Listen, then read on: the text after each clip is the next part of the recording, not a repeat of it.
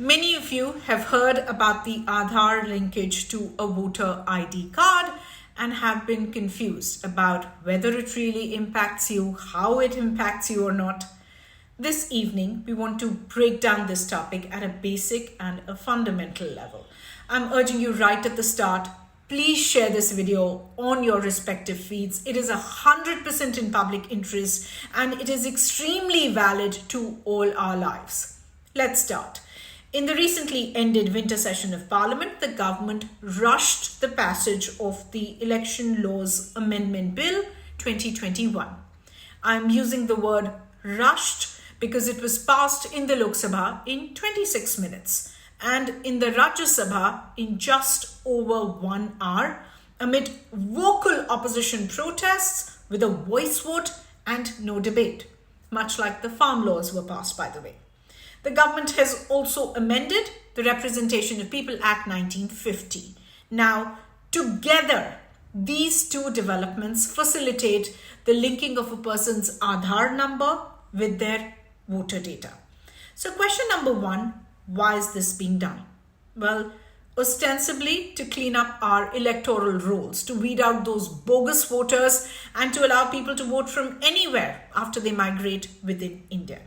So what can follow once this kicks off? Well, an electoral registration officer may require an individual to furnish their Aadhaar number to establish their identity. A person already enrolled may be required to furnish their Aadhaar to authenticate their data in the electoral roll. It is being said that no one shall be denied inclusion nor deleted from electoral rolls if they are unable to furnish their Aadhaar numbers if sufficient cause is given as may be prescribed. I want you to stay with this thought. We'll come back to it later in the video. The government also says this is voluntary, but the wording doesn't quite suggest that. The electoral officer has the complete discretion to require someone's Aadhaar without the law prescribing any other guidelines. And in a way, it can be said that the centre has the last word, since it can decide this sufficient cause under which someone will be allowed to remain in the electoral rolls if they, let's say, cannot furnish their Aadhaar number or Aadhaar details. Currently, there is no clause in this law that accounts for a situation where someone may simply not want to link their Aadhaar to their voter data.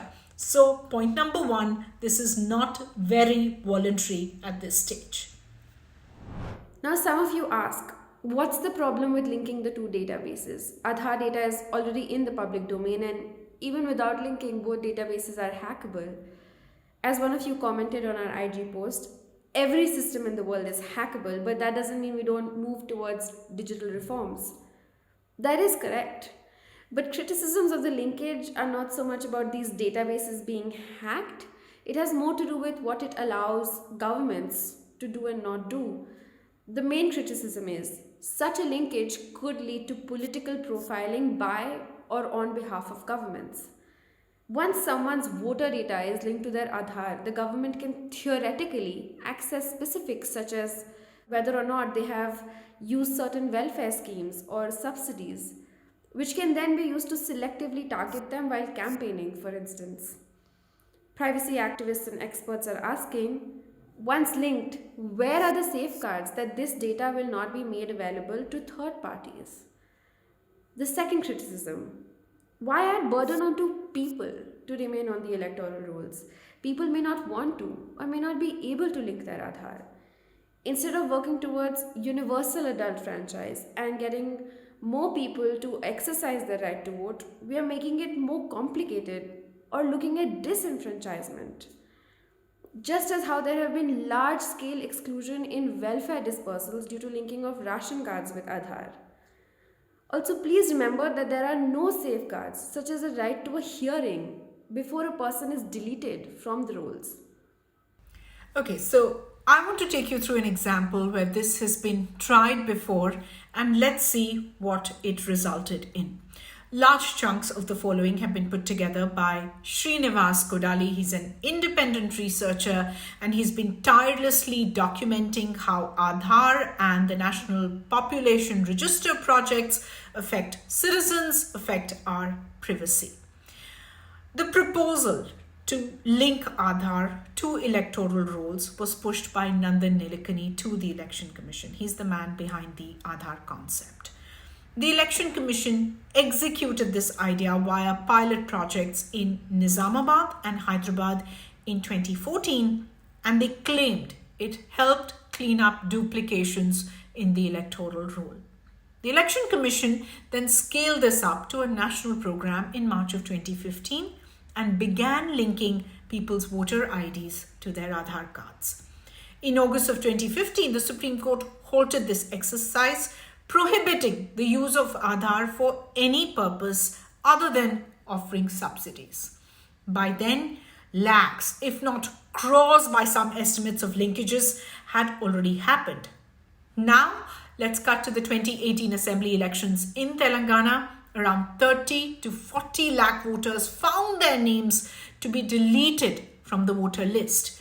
In Andhra Pradesh, around 20 lakh voters were deleted and could not vote. A Right to Information report revealed that there was no proper door-to-door verification of these voters whose names were deleted. So, in a sense, they were disenfranchised. The possibility to delete voters or predict who is going to vote which way is one fallout of this linkage. Let's look at some privacy concerns. To link voter details to Aadhaar cards, the Election Commission shared all the voter data to data management portals called State Resident Data Hubs or SRDH, set up by the governments in Andhra Pradesh and Telangana. The SRDH was also given Aadhaar details from some of the other government databases. Peoples whose data was involved were obviously not asked for their permission. This happened in 2015.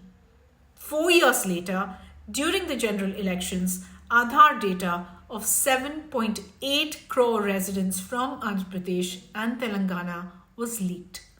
This data was also linked to the voter database. It was found in the possession of a company that worked for the Telugu Desam Party, along with allegations that this data had been used for voter profiling and targeted campaigning.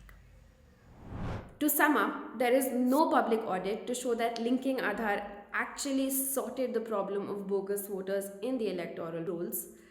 But we have real-life data that such a linkage led to voters not being able to vote and voter profiling. Then there are other things to consider, such as the 2015 Supreme Court Aadhaar judgment makes it clear that Aadhaar cannot be used for anything other than welfare purposes. We're well beyond that point now. Also, the Aadhaar database itself is filled with errors. This is because during Aadhaar registration, there really is no independent verification of information one provides. On the other hand, voter enrollments involve physical verifications and even house visits by election officials. Besides, Aadhaar is not proof of citizenship. If you're asking an Aadhaar card from the voter, all you get is a document that reflects residence. Anyone, even non-citizens, can get Aadhaar cards if they have lived in India for 182 days. It's important to reiterate that there is no mention within the new law of the architecture that will link the two sensitive databases and whether it has inbuilt purpose limitations for insider attacks. And not to forget that India still doesn't have an overarching data protection law that places restrictions on governments from exploiting citizen data. So why the rush to link Aadhaar cards with voter data? One guess is that this is the first step towards enabling online voting. Telangana is already tinkering with the idea, but that is a whole other Pandora's box which we'll save for another video. Before I end, a reminder to share this video, and if you have any notes, questions or feedback for us, please leave a comment. We read and respond to all. And if you're watching this on YouTube and are new here, do hit the subscribe button and bell icon. It helps you know when we post a video. It helps us reach more people like you. We have some very exciting and refreshing projects coming up in 2022, which we are sure you will find worthy of your attention. We could use a little support in realizing them to their truest potential, though, so if you can, please make a monetary contribution towards our efforts. The link for that is in our IG bio, in the YouTube description for this video, and our Scroll Stack page. You can take your pick. I'll stop here for today. Thanks for watching.